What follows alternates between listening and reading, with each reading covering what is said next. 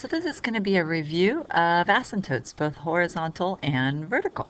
This is coming from chapter 2. Okay, so starting with horizontal asymptotes, I put an example of a problem that has x to the 5th on top and x to the 2 on bottom.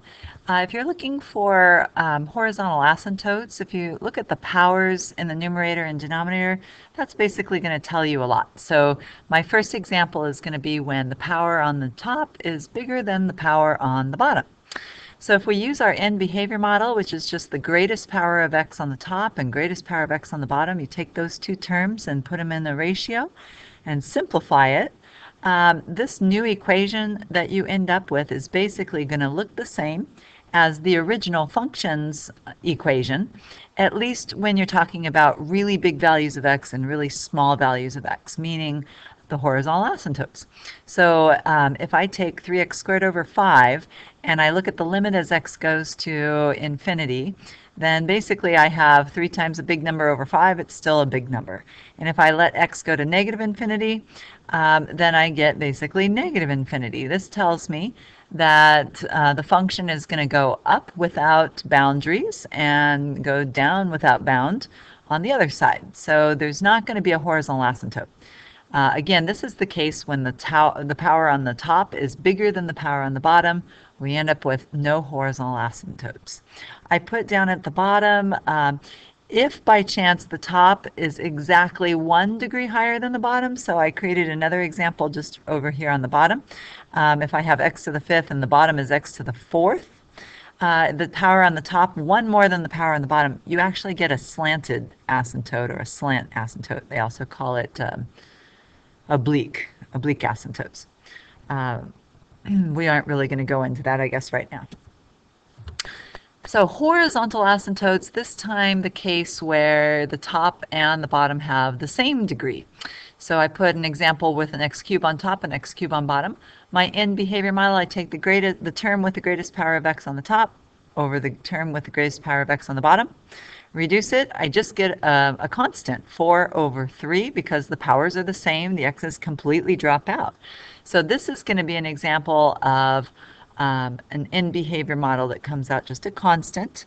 And again, when I take the limit as x goes to infinity or negative infinity, well, there's no x's in the problem, so I just get my constant back, 4/3.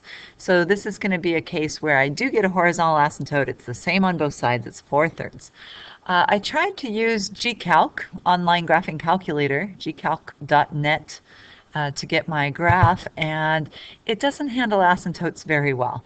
So, oops, I can see that off on the right, it's approaching a height of 4/3 or a little bit more than 1, and off to the left, a height of 4/3. This function, by the way, is going to have a vertical asymptote right through here. That's what this is going on, but it just didn't graph it very well. So there should be a vertical asymptote. So my function is going to come along through here and then zoom up. And then on the other side, it's going to come from minus infinity and then go this way. Okay. Next example. Last case is going to be what if the degree in the top is actually less than the degree on the bottom. So here's an example where I have x squared on top, x cubed on bottom. My end behavior model reduces down to 3 over 5x. And this time when x goes to infinity, I'm going to have a really big number on the bottom, and something divided by a huge number is a small number, and same thing if I go to negative infinity, it's still a small number. Difference, this is going to be a small negative number, this one's going to be a small positive number. But they're both approaching 0, so my horizontal asymptote on both sides is going to agree y equals 0. The fact that this one here is approaching 0 but slightly positive means that I'm approaching my x-axis here from the top, from the positive numbers. And this one over here, when I divide by negative infinity, it comes out a small but negative number. That means that I'm approaching a height of 0, but from the bottom I'm approaching it. Okay, and again, this is supposed to be a vertical asymptote that's not looking so pretty here. But horizontal asymptotes at least are pretty visible. All right, so that's it for my horizontal asymptotes. I try to recap it here. So it's all about which one's bigger, the top or the bottom. So top is bigger, you don't get a horizontal asymptote because it's going to go up forever and down forever. When they're equal, you get a horizontal asymptote that will depend on the coefficients of those highest powered terms. And if the denominator is bigger, then you're always going to get the y equals 0. In other words, the x-axis as your horizontal asymptote. Moving on, vertical asymptotes. So I created an example here. I already wrote it out factored. You definitely want to look at it being factored first. So if it is factored, you can see x equals -1 and x equals +2 are the values that are going to make the denominator go to 0. These are going to be our vertical asymptotes. Well, how did limits relate? If you look just to the left and just to the right of each of the vertical asymptotes, okay, you can see whether the function is going to go up or down.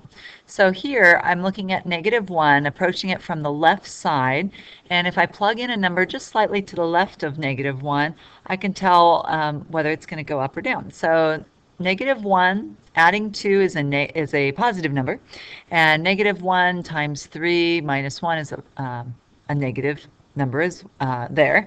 And then on the bottom, this is going to go to 0, but I do want to kind of keep track whether it's actually a little bit more than 0 or a little bit less than 0. So if I have a number to the left of -1, like -1.1, and I add 1, it would be close to 0 but slightly negative, so that's my little minus sign there.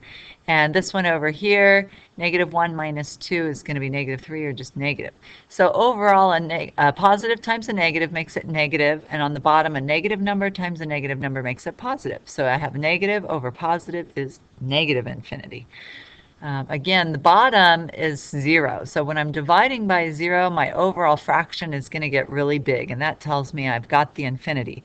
But to get the minus sign correct, you really have to look at even the 0, whether the 0 is actually slightly positive or slightly negative. So it's the same thing for all of these. I guess I won't go through all 4 cases, but I'll do maybe one more. So if I'm approaching -1 from the right, again, this part right here is 0, but this time, instead of being -1, I'm thinking of it as -0.9. And adding 1, it's actually going to come out a very small but positive number this time. Everything else pretty much stayed the same as over here. But because the 0 is actually a positive number, now the denominator is negative when I multiply positive times negative. So I have a negative on top, negative on bottom. It's positive overall. So like I said, I'll leave you to go through the other examples. If I go to my next slide, it's the same example. I went ahead and graphed it. I just ran out of room on the other side.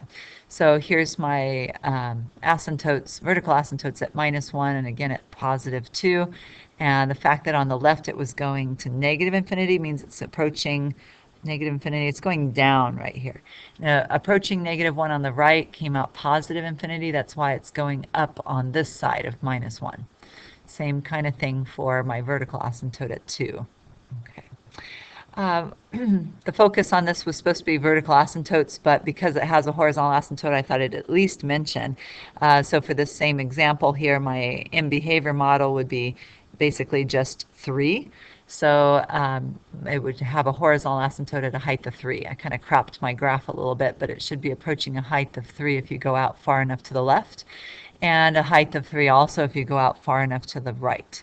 So think of a dotted line here at a height of 3 all the way across. Okay. My second example for vertical asymptotes, well, I created one. Again, I already have it factored because you do want to factor it first to look at it. But I created one where there's x plus 3 on the top and x plus 3 on the bottom. These would drop out, but it may not be real obvious until you factor it that there's that common factor. So in looking at that, I can see that basically these drop out. I really end up having something with only one vertical asymptote. So this common factor here that drops out, that actually is going to be just an open circle in my graph. So if I compare the function here, a simplified version of my function, I type it into my graphing calculator online and I get this picture here. I know when the denominator is 0, that's going to be when x is a fourth. So here at x equals 1/4, I get my vertical asymptote. And then over at x equals -3, that's not going to give me a vertical asymptote. There's actually going to be an open circle right here. My online graphing calculator, I couldn't figure out how to make it give me an open circle right there. But you would need to put a little open circle right there. That's the only difference between my original function and my new function. The open circle, if you are interested in trying to figure out the y-coordinate of it, well, you can cancel these terms out and then plug -3 into what's left over. In other words, you get the y-coordinate of 7/13 when you plug -3 into the simplified equation. So this is the xy coordinates of my open circle. So at -3, I'm at a height of 7/13ths, right around a height of 1/2. If I do want to go back to my vertical asymptote discussion, I can check around 1/4, the positive side and the negative side. And that same discussion as my previous example, example 1. So the bottom goes to 0, but is it approaching it from the positive side or the negative side? So if it's 1/4 from the plus side, a little bit bigger than 1/4, then when I subtract 1, I get a positive number still. So overall, dividing by a small number gives me a big number, but my signs are telling me it's going to come out -infinity. So from the right side of 1/4, it's going down. On the other side, approaching it on the left side, number to the left of 1/4 times 4 is a number smaller than 1. So when I subtract 1, it's a negative number. It's very close to 0, but negative. My signs will come out giving me positive infinity. So on the left side of 1/4, it's going to go up. And I believe that was my last slide. So thank you very much.